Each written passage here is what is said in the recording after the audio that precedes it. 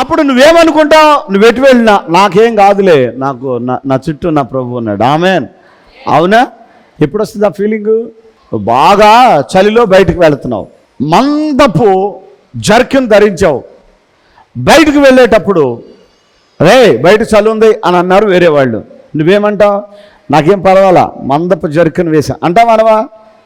దాని అర్థం ఏమిటి? నేను ఈ జర్కిన్ వేశాను, స్వెటర్ వేశాను, చేతికి గ్లౌజులు వేసుకున్నాను, ముఖానికి మంకీ క్యాప్ పెట్టాను, ఇక నాకేం పర్వాలేదు, ఈ చలి నన్ను ఏం చేయదని నువ్వు ఎలా అంటావో, నా ప్రభువులో నీవు ఎప్పుడైతే రక్షణ బాప్తిస్మం తీసుకొని నా ప్రభు యొక్క అభిషేకంతో నింపబడతావో అప్పుడు క్రీస్తులో నీకు బాప్తిస్మం పొందిన మనమందరము ఆయనను ధరించుకొని ఉంటాం. ఇప్పుడు ఆయన మన మీద ఉన్నాడు అనుకో, మనం ఇప్పుడు లోపల ఉంటాం, ఆయన మన చుట్టూ ఉంటాడు. మన దాకా వచ్చి గాయం అవ్వాలంటే ఫస్ట్ గాయం ఎవరు కావాలి? మన చుట్టూ ఉన్న యేసయ్య కావాలి. యేసయ్యను గాయపరచగలిగే కెపాసిటీ దేనికైనా ఉన్నదా? అది తెలుసుకుంటే ఈరోజు నువ్వు దేనికి భయపడవు. అదొక్కటి తెలుసుకో చాలు. అందుకని ఏమంటున్నాడనంటే దేవుడిచ్చు సర్వాంగ కవచమును మీరు ధరించాలి. ఈ సర్వాంగ కవచాన్ని ధరించినప్పుడు నా ప్రభు అంటున్నాడు చూడండి, దావీదు వలె నువ్వు ధైర్యాన్ని కలిగి ఉంటావు. దావీదు అది కలిగి ఉన్నాడు. అతను చిన్నవాడే కావచ్చు, ఎద్దు లాంటి వాడు ఒక్క దెబ్బకు పడేశాడు. అందరూ జై జై జై అన్నారు. అంత అయిన తర్వాత ఇప్పుడు నువ్వు కూడా గుర్తుపెట్టుకో, నీ జీవితంలో కూడా ఇబ్బందులు ఉన్నంతకాలం అందరూ నీకు వెడంగా ఉంటారు. నువ్వు యేసుతో జత కలిసి ఎప్పుడైతే నడుస్తావో, యేసుతో కలిసి నువ్వు ఎప్పుడైతే జీవిస్తావో నీ జీవితంలో ఆశీర్వాదాలే ఉంటాయి కానీ శాపాలు ఉండవు. అప్పుడు నువ్వు పిలవకపోయినా, అక్క నువ్వు ప్రార్థనకు వెళ్తున్నావా, నాకు చెప్తే నేను కూడా వచ్చేదానికి అక్క అంటది పక్కన ఉన్న సొలుది. అంతకుముందు నీ దగ్గర ఏమీ లేదనుకో, అమ్మ ప్రార్థనకు వెళ్దామా అని అన్నావు అనుకో, అనక్కర్లా. నిన్ను చూడగానే అబ్బో అంతా ఏందిక మొదలెట్టింది ప్రార్థన అంట అబ్బా అని వెటకారంగా మాట్లాడుద్ది. ఆ వెటకారంగా ఎందుకు మాట్లాడుద్ది అంటే నీతో యేసు లేనప్పుడు. యేసు నీతో ఉన్నాడని తెలిస్తే నువ్వు పిలవకపోయినా నీ చుట్టూ తిరుగుతారు. ఆమేన్. పరిశుద్ధాత్మ అభిషేక అంజూర పండుగ జరుగు స్థలముల వివరములు. పెరవలిలో డిసెంబర్ 20వ తేదీ శుక్రవారం ఉదయం 8 గంటల నుండి జరుగును. స్థలం కర్మేలు ప్రార్థనా మందిరం, గవళ్లపాలెం, ముక్కాముల రోడ్, పెరవలి మండలం, తూర్పు గోదావరి జిల్లా. మాచర్లలో డిసెంబర్ 21వ తేదీ శనివారం ఉదయం 8 గంటల నుండి జరుగును. స్థలం మానుకొండ కళ్యాణ మండపం, మున్సిపల్ ఆఫీస్ దగ్గర, పల్నాడు జిల్లా. ఖమ్మంలో డిసెంబర్ 23వ తేదీ సోమవారం ఉదయం 8 గంటల నుండి జరుగును. స్థలం మంచికంటి భవన్, సిపిఎం ఆఫీస్ ప్రక్కన, ఎన్ఎస్టి రోడ్, ఖమ్మం. అనంతపురంలో డిసెంబర్ 23వ తేదీ సోమవారం ఉదయం 8 గంటల నుండి జరుగును.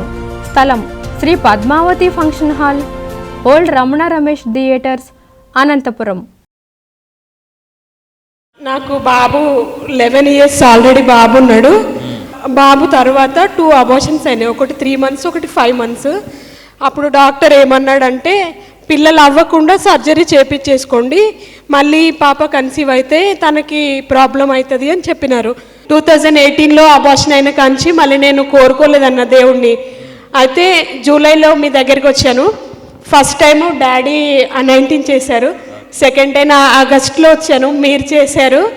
సెప్టెంబర్లో కన్సీవ్ అయ్యానన్న, ఇప్పుడు 4th month. గట్టిగా చప్పలు కొట్టి ప్రభుని కనపరుద్దాం అన్న. మళ్ళీ 20 days క్రితం 3rd month ఎంట్రీ అవ్వగానే బ్లీడింగ్ అయింది సడన్గా. స్కూల్లో బ్లీడింగ్ అయితే వాళ్ళు ఏమన్నారంటే స్కాన్ చేయించుకో అన్నారు. నేను స్కాన్ చేయించుకోలేదు. మీరు ఇచ్చిన ద్రాక్షారసం ఉంటే అది తాగేసి ప్రేయర్ ఆయిల్ రాసుకొని, నేను ఏ డాక్టర్ దగ్గరికి వెళ్ళను, నాకు స్కానింగ్లు అవసరం లేదు, నువ్వు ఇస్తానన్నావు కదా బేబీని నాకు ఇవ్వు అని అనేసి ప్రార్థన చేశానన్నా. మళ్ళీ 15 daysకి హాస్పిటల్కి వెళ్తే బేబీ మొన్న బాగుంది అన్నారన్న. గట్టిగా చప్పలు కొట్టి ప్రభుని కనపరుద్దాం. దేవునికి స్తోత్రములు కలుగును గాక. చూచుచున్న మీకు క్రీస్తు యేసునందు కృపాక్షేమములు అనుగ్రహించబడును గాక. ప్రియ దేవుని పిల్లలారా, జనవరి 15, 16, 17 తారీఖుల్లో సిలువ మిషన్ ప్రధాన కేంద్రమైన అడ్డాడ స్వస్థతశాల నందు సిలువ పండుగలు జరుగుతున్నవి రమ్మని మిమ్మల్ని ప్రేమతో ఆహ్వానిస్తూ ఉన్నాను. జనవరి 15వ తారీఖు అనగా బుధవారం నాడు బలిపీఠము దగ్గర నేనును నా ఇంటి వారును వచ్చిన జనసమూహము మోకాళ్ళుని ప్రార్థన చేసి అక్కడ నుండి తెల్లని పావురాలను తీసుకుని వచ్చి కోనేరులో నుండి బయలుదేరి శిలువ మెట్లు వెక్కి ప్రార్థన చేసి ప్రభువుని వేడుకొని ప్రార్థనాపూర్వకంగా ఆ పావురములను విడిచి శిలువ పండుగలు ప్రారంభించడం జరుగుతుంది. ఇలాగూ మొదటి రోజు ప్రారంభించబడి రెండవ రోజైనటువంటి 16వ తేదీ గురువారం నాడు ప్రార్థించి ఆశీర్వదించిన అంజూర ఫలాలు వచ్చిన జనసమూహం అంతటికీ ఉచితముగానే ఇవ్వటం జరుగుతుంది. అనేక మంది రోగులు బాగుపడడానికి, సంతానం లేని వారు బిడ్డలను పొందడానికి ఈ ఫలములను భుజించిన తరువాత ప్రార్థనాపూర్వకంగా కోనేరులో దిగుతారు. మోకాళ్ళ మీద శిలువ మెట్లు వెక్కి ప్రార్థన చేసుకుంటారు. ప్రభువులో బలపరచబడతారు. కన్నీటి ప్రార్థనలతో దేవుని వేడుకుంటారు. ఇక మూడవ రోజైనటువంటి 17వ తేదీ ప్రార్థించి ఆశీర్వదించిన, తైలములతో అభిషేకించిన విలువైనటువంటి యేసు నామములో ఆ శిలువలను తీసుకుని వెళ్తారు. వాళ్ళు మేలు జరగాలనుకున్న ప్రతి వాళ్ళు వాళ్ళ ఇంటిలో పెట్టుకుంటారు.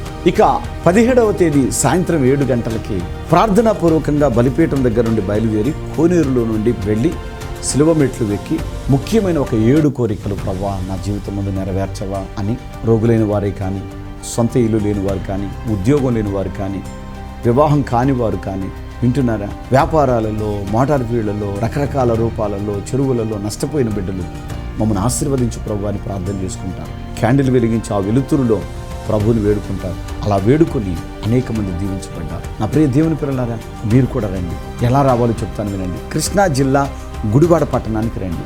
గుడివాడ పట్టణానికి రాష్ట్రం నుండి, ఇతర రాష్ట్రాల నుండి బస్సులు, రైళ్లు విస్తారంగా ఉంటాయి. మీరు గుడివాడలో దిగి అడ్డాడ ప్రార్థనకు వెళ్ళాలంటే చాలు, ఆటో వాళ్ళు 15 నిమిషాలు తీసుకొచ్చేస్తారు. ఇక్కడ గమనించాలి, ఈ శిలువ పండుగల్లో ఉదయ సాయంకాలపు వేళలో బహుబలమైన శక్తివంతమైన వాక్యం అందుతుంది. వింటున్నారా? భోజనానికి, వసతులకు ఏ లోటు ఉండదు, సమృద్ధి ఉంటుంది. రండి, జీవితంలో ఖచ్చితంగా దీవించబడతారు. 2025 సంవత్సరం మీ జీవితానికి ఆశీర్వాద సంవత్సరంగా తీసుకోండి. God bless you. God bless you all.